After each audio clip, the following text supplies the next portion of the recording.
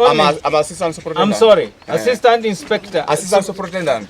Okay. I'm called Sam Omala. Okay. Kusawa nga 2 ez'enkya ya leero amawole g'okufa kwa Sam Omala eyaliko omusirikale mu poliisi y'eggwanga kyokka nga kati abadde yanyuka egy'obukuumaddembe mu poliisi ng'akakasiddwa akulira Arrow Security System Limited kampuni y'obwananyini gy'abadde akulira Mike Mukula ko n'ayogera poliisi y'eggwanga Kituuma Lusoke.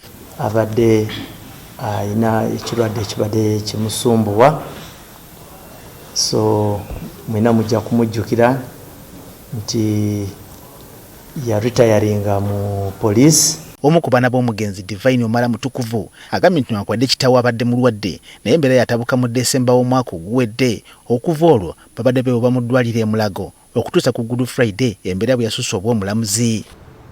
Fande ku lunaku olw'omukaaga n'atwalibwa e Mulago era gye batuweera ekitanda. Fande okuva ku olwo embeera yabadde ebuzaabuza, tulaga nti ayogera, watulaga nti mumpe ku kino mutwaleko ebweru. Ono agambye nti bwawungeredde olunaku olw'eggulo embeera nga tekyazzika mabega ekyawaliza n'abamu ku babaddewo kumubika. Kutandikira ddala olunaku olw'omukaaga tubadde tusuula ku Tebuukye. Kutandikira ddala ku lunaku olw'okutaano tubadde tusuula ku Tebuukye.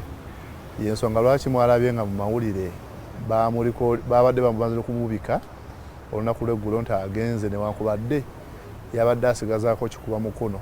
Atubudde nti kitaawe wafiiridde nga mpawo kyatoma eri poliisi newankubadde bannayuganda kubanga poliisi yakolera okumala ebbanga eggwanvu yamusiibula n'akasiimo n'ekamuwa. Kuba nti biiru zo zibadde zisasulwa ate nga gavumenti yesasula ate nga gavumenti gye yakolera n'ekyokuba nti yafuna pensioni we mu budde nga tabanja afudde musanyufu. Obulwadde obumazizza emmere bwasibuse ku Kkookolo kyokka ng'omutawaana gwonna gwava ku kugayaala n'ateekebeza ng'obudde bukyali. Positions ezo ebifo byabaddemu eby'enkizo nga mu biseera ebisinga ndowooza bambi yalowooza nga toba bukoowu oba buteebaka n'atamanya nti sayini zolwedi zaali zimulaga tigenda we screening. Era nkubiriza abantu abali eyo bonna singa owezeza emyaka 40 ng'oli musajja kobeere mukazi genda we screening. Mu kaseera kano bakwataganye ne poliisi okuteekateeka amazika ga kitaawe mu ngeri nasobozesa badde banywanyi be okumukubako eriiso evvannyuma. Kati ffe nga famire tukyali mu shock. Ekyekanga ekyo tekinaba kutuvaamu naye nga enteekateeka zonna ngeri gyekiri nti abadde musirikale poliisi nga weebaddewo mu kujjanjaba era enteekateeka ezirimu wakati era twakava mu meeting ne poliisi. Yayogera poliisi mu ggwanga Kituuma Lusoke amwogeddeko ng'omu ku buduumizi bwa poliisi abalirwawo nga bajjukirwa so nga tabadde ayagala nnyo eggwanga lye. Amumanyi ng'omuntu eyali omugumirivu ku mulimu gwe, mu luzungu kye twaliyise brave and astute.